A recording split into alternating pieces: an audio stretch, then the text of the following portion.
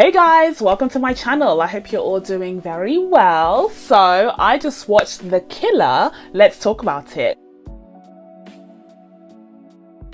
So yes, today we're going to be reviewing The Killer, and some of you guys might be surprised to see that because, as I said in my community post, I am currently working on a very juicy but also difficult, truly difficult video, and that will be dealing with the, I can't even say it, the downfall the downfall of the MCU. So if you've seen my community post, you'll know that I have a couple of polls up for you guys to vote in, where you can share your thoughts on where it all went wrong for Marvel Studios, and also be sure to comment down below underneath the polls, and I will be reading out each and every one of your comments in my upcoming video so that we can have a two-way discussion. Like, let's really get down to the nitty-gritty here, because I want to hear you guys' thoughts, and some of you have already shared them, and it has been like, oh, you guys have been ruthless. Okay, you guys are pissed as hell and you're not afraid to show it, and I love it. So keep them coming. I'm gathering all my intel, preparing for that video. But in the meantime, I do have a couple of regular reviews to get on with. For instance, this week we're going to get the season finale of Gen V, so I'm definitely going to be reviewing that series. And of course, for today's video, we are going to be diving into David Fincher's most recent film. So if that sounds fun to you, then keep watching, and also be sure to give this video a like if you enjoy my reviews, and subscribe to my channel if you haven't already. All right guys, let's get into this. So The Killer is the second collaboration that David Fincher has had with Netflix, the first one being of course the black and white movie Mank, which to me was just god awful. I absolutely hated Mank. I thought it was so long, so boring, so self-congratulatory. Like, it was just, oh. So for me, Mank was one of David Fincher's worst films, and I was disappointed in his collaboration with Netflix. But this time around, I'm happy to report that The Killer is a significant upgrade, at least story-wise. We'll talk about the production and stuff later on, but for the most part, I had a much more enjoyable time watching The Killer, especially because I got a chance to see it in cinema. The Killer stars Michael Fassbender as the eponymous character. He is this, I believe, nameless assassin who travels across the world to, you know, do his job. Like, he stays booked and busy.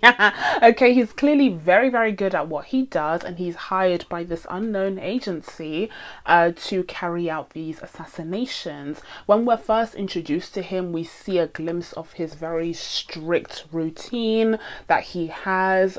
He's very strict about everything that he does, including, you know, his diet, his exercise program, how long he sleeps for. Like, he's very anal about everything. It's all to do with being focused on his job and not making any connections with people, staying isolated, not trusting anyone. He has this mantra that he says constantly throughout the film that kind of keeps him focused and in that headspace that he needs to be in order to do his job. And so the job in question that we see at the beginning of the film takes place in Paris, where he has been hired to assassinate this man who's staying at a hotel across the street from where Michael Fassbender's character has stationed himself, in an abandoned WeWork office. Now, after the introduction of the character in the first 10 minutes or so, where it's clear that this guy is extremely precise and very, you know, strict with everything that he does. His methodology has been very well thought out so that he can be the best of the best. It's then very shocking to see him actually fail the mission that he takes us on, because he fails to assassinate the man in the hotel and instead kills the sex worker that the man is with. And so that's a huge embarrassment. Like, that's how we're introduced to the character. It's like, oh, after all that, you made us think that you were the best of the best and you have this routine and that, you know what you're doing. And then the first time we go on this adventure with you, you flop. How embarrassing.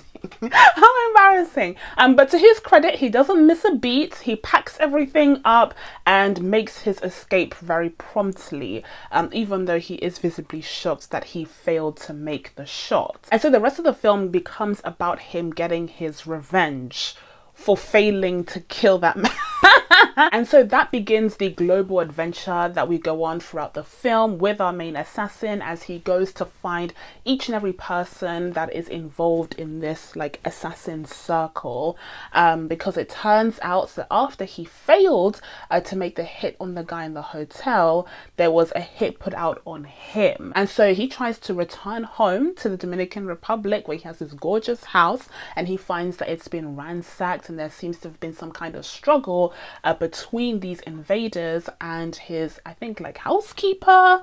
I don't know, someone who probably works in his house that he is affectionate towards, the only person that he's affectionate towards in the whole film. And so seeing her in hospital, having been clearly attacked by these invaders, angers him. And so he goes on a revenge mission, John Wick style, except with no dog, where he, you know, goes through all of these parties that are connected to this organization and pretty much kills them off one by one. So that is the essence of the story without getting too deep into it. And it's very simple, it's pretty conventional story-wise, but I think the execution was very engaging. I feel like it was really sharp and slick. It didn't really waste too much time with fluff. It really got to the point, kind of like the assassin himself. You know, he's not a time waster. All of his actions are very deliberate, and it felt like David Fincher's directing kind of reflected that, and it made for a very sharp, focused film that was really engaging from start to finish. Before we get into the performances, particularly by Michael Fassbender, his stars in this film, I did just want to touch on the sort of production value of this film, because as I mentioned before, David Fincher has also partnered with Netflix for a previous film called Mank, which was centered on the kind of golden age, or perhaps it was the silver age of Hollywood. And I feel like, you know, that film felt very pretentious. It felt very la-di-da for the most part. But one area that you can fault it for was certainly the production design, because that film did Babylon better than Babylon, actually. Okay, Damien Chazelle. Mank, visually speaking, was really, really stunning and really, really impressive. It was able to recreate that era so superbly. And then you have that layer of black and white, which also helps to further submerge you into that world. Again, it was very pretentious and I didn't love the film itself, but I have to give it props where it's due. Well, this time around, when it comes to The Killer, you wouldn't know that these two films are directed by the same person, because The Killer feels very stripped down. It feels very conventional in its production. Like, it feels like the kind of film that could be directed by like David Leitch or Chad Stahelski, the people who have been involved in the John Wick films or the Deadpool films. You know, it doesn't feel like a David Fincher film in particular. And you know what? Actually, I take it back, because last year's Bullet Train was directed by David Leitch and it starred Brad Pitt, and it was a similar sort of assassin story, but that film was very stylized. That film felt very deliberate in its style and its production value. The approach that David Leitch took for that film to kind of give it that aesthetic and feel was really, really great, and I really appreciated that kind of creative direction. Whereas here, with The Killer, it feels very bland, you know, and it doesn't have that David Fincher sort of feel to it, that griminess, that kind of groundedness that we've come to expect from some of his previous projects. Nor does it have that intellectual or cerebral aspect to it either in the story. The story is very simple, as I said, very conventional. So in the end, whilst the execution is decent, and like I said, I was engaged from start to finish, it's also quite brisk. It doesn't overstay its welcome, which certainly helps. But I mean, at the end of the day, it's quite like, it's bland. Like, it's not unseasoned chicken. It's like chicken that's been seasoned with salt and pepper. Do you know what I mean? And like some garlic powder, and they think I'm really doing something there. You know what I mean? Like we could stand to bring in some cayenne. We could stand to bring in some paprika. Let's really do this if we're gonna do it. Like I said, it's especially shocking because it's a David Fincher film, and David Fincher has one of the most impressive filmographies of any director working today. But it's also a huge letdown because this year saw another kind of assassin movie. This time around, directed by by Richard Linklater, and that one is called Hitman, and I believe that debuted in the Venice Film Festival. I remember people praising that film, saying it was so good, and saying that this film was disappointing in comparison. So I already knew that something was up, but I haven't had a chance to see Hitman. I'm definitely going to watch it the second it becomes available because I'm really excited to see it. But now that I have seen The Killer, I'm hoping that Hitman is better because The Killer could definitely use some improvements. But okay, now let's talk about the performances. So first one up we have is of course Michael Fassbender, who portrays the eponymous killer, and I thought he was really good. He was really good at portraying this a guy who is super efficient. He's very strict and, like I said, anal about everything that he does. He has a very precise routine that he likes to follow, and he believes that allows him to be focused in his work, and that's what makes him successful in his work. And he can't afford to fail because there are dire consequences in his field, and we see the dire consequences throughout the film. So it feels like the character is very well thought out from that aspect, from a very technical aspect. I also think that Michael Fassbender delivered really great action sequences when there was action. There was a lot of sitting around in cars and just like waiting or like scouting or pointing guns at people. Like there was a lot of that. There were a lot of very quiet moments with just a couple of bursts of violence to remind you that he's an assassin and that he means business. And I think that Michael Fassbender was really good in those moments. He was particularly apathetic. Like this character is not a John Wick where you kind of empathize with him, you know, you're kind of on his side, like, oh, those goons killed his wife and they killed his dog, and you know, I'm on John Wick's side. Even though the number of people that he's killed in these films could make up the population of a medium-sized country, we're still on John Wick's side because it's Keanu Reeves and he's so like charismatic as a character, like he's iconic as a character. Well, here when it comes to Michael Fassbender's The Killer, you don't really get that kind of leading man angle where he's somewhat empathetic and redeemable. He's just like a horrible person. There are people who beg for their lives. There are people who are just like, please don't kill me. And you think for a second that he's not going to kill them. And then he does. Like he'll literally kill everyone. There's only one person that he's empathetic towards in this film, and that's his housekeeper. Everyone else is up for grabs, including a dog that makes an appearance in this film, although that dog doesn't end up being killed by him, so at least there's that. Another aspect of Michael Fassbender's performance in this film is the voiceover work that he does, because for the most part the character is very isolated, and so we're just kind of made familiar with the character through those voiceovers which represent his thoughts as he's carrying out this mission. And as I said in my review of Pain Hustlers, while Chris Evans may not have the voice to do voiceovers, Michael Fassbender certainly does. So that's great.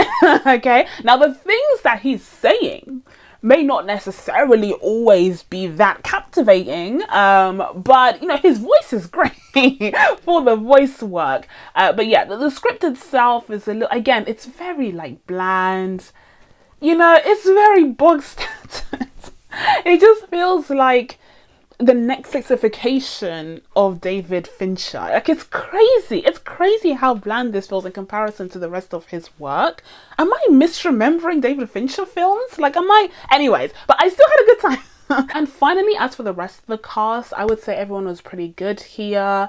There were no hugely standout performances. It's a very contained story with very few other characters. Some standout performances will probably be Charles Parnell, who portrays the lawyer, the guy who's kind of organizing these missions essentially, and who works in that nondescript office building from the 1980s. And then finally you had that extended cameo from Tilda Swinton. I won't reveal who she portrays, but I would say that, you know, her entrance into this film was just like a little glimpse of what could have been. Have more of this film been like that, it just would have been so much more dynamic, and the dialogue was just juicier, and I don't know, it just felt like David Fincher woke up for that scene and then fell asleep for everything else.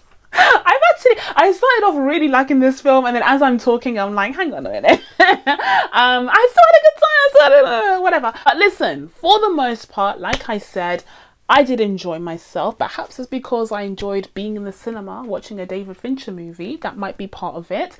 But I'm not going to kid you guys. This is not one of Fincher's best, in my opinion. Like I said, it feels like the Netflixification of David Fincher. And this seems to be kind of a trend over at Netflix.com, because as I mentioned in my David Yates review, that film felt very bog standard and one of the mill as well for Netflix's sort of brand for filmmaking. And so to see that that's starting to affect directors like David Fincher as well is a little bit shocking, a little bit alarming, because I feel like we get more flair and more creative direction from the Extraction films than we did from The Killer. So yeah, not great, but also still a decent time, because Michael Fassbender doesn't know how to do a bad job. So we were still entertained. But it could have been better. It could have been something more. And I'm really excited to see Richard Linklater's Hitman, because that could be what I'm looking for in this genre. But in the meantime, I'm going to be giving The Killer a 7 out of 10. Yeah, we'll call it a 7. So that's it from me, guys. Now that I told you guys my thoughts on The Killer, it's time for you guys to let me know what you thought of this film, if you've watched it, or if you're going to check it out on Netflix next week, down in the comments below. Please be sure to subscribe to catch new videos coming up, and also be sure to continue sharing your thoughts on the downfall of the MCU over on my community tab, because all of the comments involved will be featured in my upcoming video, which I think will be dropping sometime early next week after my Gen V review. So there's a lot to look forward to, and of course the Marvels is coming out next week. Oh, this is there's so much going on, but that's exciting for us, so I can't wait. But thank you guys so much for watching. I really appreciate it, and I will see you in the next one. Bye.